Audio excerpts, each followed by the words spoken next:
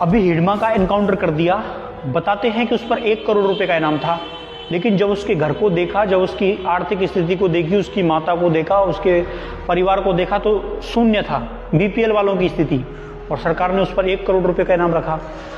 उस पर आरोप थे कि भाई उसने बहुत सारे सीआरपीएफ के जवानों को मारा, बहुत सारे पॉलिटिशियन राजनेता थे उनकी भी हत्या कर दी। उनकी मांगे क्या हैं? उनकी मांगे हैं कि हमारा जल जंगल जमीन जो है वो सुरक्षित रहे। लेकिन नक्सलवाद की समस्या उसी क्षेत्र में क्यों है? राजस्थान के अंदर आदिवासी रहते हैं, मध्य प्रदेश में आदिवासी रहते हैं, बिहार में आदिवासी रहते हैं, यहाँ समस्याएं क्यों नहीं है? क्योंकि उत्तर भारत के पास खनिज संसाधन नहीं है और छत्तीसगढ़ झारखंड के इलाकों के पास खनिज है, संपदा है, तावा है, ऑयल, नेचुरल भंडार उनके पास है। अडानी जैसे लोग हैं, ये चाहते हैं कि ये संपदा उनके हाथ पड़ जाए।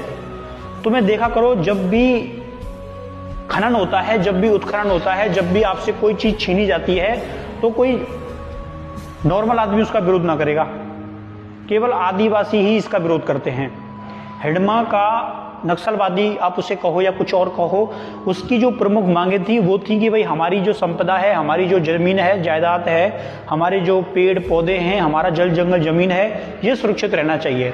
आपने हिडमा के इनकाउंटर की खबर को इतना पढ़ा, लेकिन नक्सलवादियों की मेन डिमांड जो है हमारा जल जंगल जमीन सुरक्षित रहे।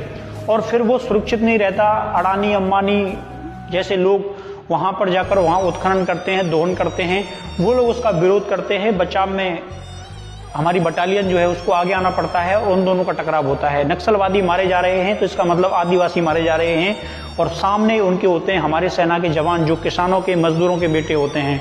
तो देखिए, दोनों के दोनों को आमने सामने खड़ा करके संपदा, धन, प्राकृतिक संसाधनों का दोहन होता है, प्रकृति का दोहन होता है। क्या कभी नक्सलवादियों ने अलग देश की मांग की? क्या नक्सलवादियों ने कभी आम जनता को मारा? क्या कभी नक्सलवादियों ने रेप किए? क्या नक्सलवादियों ने फिरौती मांगी? क्या नक्सलवादियों ने ऐसे काम किए जो उनको खुद को प्रॉफिट देते हों?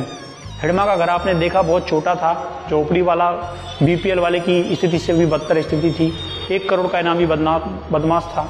तो पता चलता है कि नक्सलवादी एक समस्या अलग है। उनकी जल जंगल जमीन पर आप कब्जा मत करो, उनको मत लूटो, उनकी प्रॉपर्टी को मत लूटो, उनकी जमीनों को मत लूटो, वो नक्सलवादी नहीं बनेंगे। समस्या का सॉल्यूशन ये था, लेकिन सरकारों ने उस समय ध्यान ना दिया। जिस समय सरकार इनको निशाना बना रही थी, अगर बैठकर उसी समय बात कर लेते और उनको कानून के थ्रू भान देते, उनको संरक्षण दे देते, तो शायद ये समस्या कभी उत्पन्न ही ना होती। लेकिन इस समस्या को जबरन उत्पन्न जो है वो किया गया, और नक्सलवाद जो है वो कई साल तक देश को नुकसान पहुंचाता रहा।